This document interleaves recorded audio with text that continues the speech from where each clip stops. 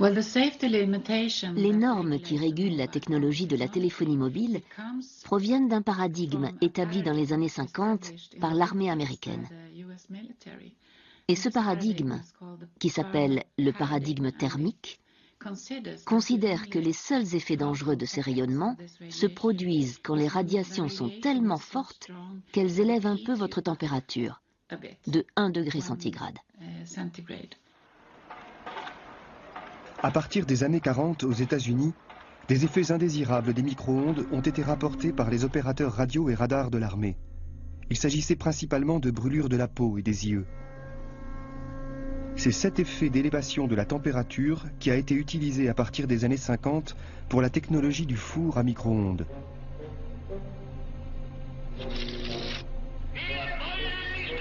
Dix ans plus tôt, l'urgence historique de la guerre conduit à concentrer une activité de recherche intense dans le domaine électronique.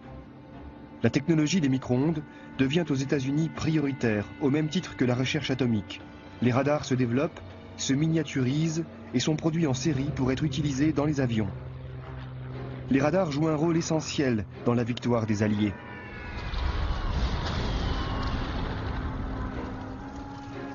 L'après-guerre inaugure une période de tension et d'affrontements idéologiques entre l'Est et l'Ouest. C'est la guerre froide, qui fait planer sur les populations civiles la menace nucléaire.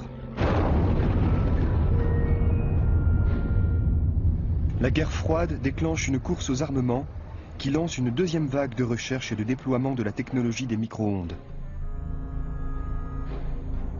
En 1966, l'armée américaine et ses sous-traitants fixent les premières normes d'exposition aux radiations électromagnétiques pour protéger leur personnel. Ces normes sont fondées sur une approche théorique calculée 10 ans plus tôt par le biophysicien Hermann Schwann, qui conclut qu'aucun effet des micro-ondes ne peut exister en dessous de 200 volts par mètre. Le paradigme thermique est posé.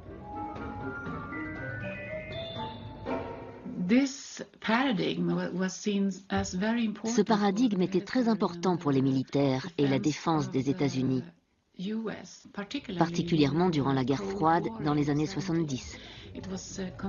C'était considéré comme stratégique pour la défense des États-Unis, qui avait un système de radar très efficace. Et ce système avait besoin de ses limites très élevées. Mais depuis les années 60, au sein de l'armée américaine, le doute commence à planer sur l'innocuité de la technologie des micro-ondes en dessous des seuils fixés pour protéger des effets thermiques. En pleine guerre froide en 1962, les Américains découvrent que leur ambassade à Moscou est exposée depuis 10 ans à des rayonnements électromagnétiques par les services secrets soviétiques. Un tiers du personnel y est anormalement malade et 2 ambassadeurs meurent de cancer. Les pratiques des soviétiques à l'encontre de l'ambassade américaine pouvaient sembler incompréhensibles si on se limitait à la vision occidentale du paradigme thermique. Mais les Russes avaient développé une approche élargie des effets des micro-ondes. Pendant les années 60 et 70, les scientifiques d'Europe de l'Est ont fait des études sur les effets biologiques non thermiques de ces expositions aux micro-ondes. Ils ont observé que les radiations, bien en dessous des normes qui sont utilisées aujourd'hui pour la téléphonie mobile, provoquaient des symptômes qu'ils ont appelés le syndrome des micro-ondes. Les autorités américaines se sont penchées sur ces études russes qui décrivaient les effets provoqués par une exposition faible et prolongée à des champs électromagnétiques en dessous des normes américaines. Dans un rapport des années 70 d'un sous-traitant de l'armée, ces études soviétiques sont analysées et le syndrome des micro-ondes y est décrit dans le détail. Migraine chronique, douleur cardiaque, bradycardie, augmentation de la pression artérielle. D'autres rapports, dont celui de l'Agence du renseignement militaire des États-Unis, font état de ces effets. Les personnels exposés aux radiations micro-ondes en dessous des niveaux thermiques ont plus de perturbations neurologiques, cardiovasculaires et sanguines que le personnel non exposé. En 1971, un rapport de la Navy recense au niveau mondial un grand nombre d'études qui révèlent des effets biologiques suspectés d'être provoqués par les rayonnements électromagnétiques. Plus de 2000 références sur les réponses biologiques aux radiofréquences et aux radiations micro-ondes, publiées jusqu'en juin 1971, sont inclus dans cette bibliographie. Diminution de la fertilité, stérilité, altération du développement fœtal, attaque, convulsions, aberration chromosomique, Il existe cependant des études qui pourraient révéler des mécanismes d'action des ondes électromagnétiques sur le vivant. Leif Salford, un chercheur suédois, a mis en évidence des effets sur la barrière hémato-encéphalique, qui assure l'étanchéité entre le sang et le cerveau. Et nous avons prouvé maintes et maintes fois avec nos rats, dans nos expériences, qu'il se passe des choses.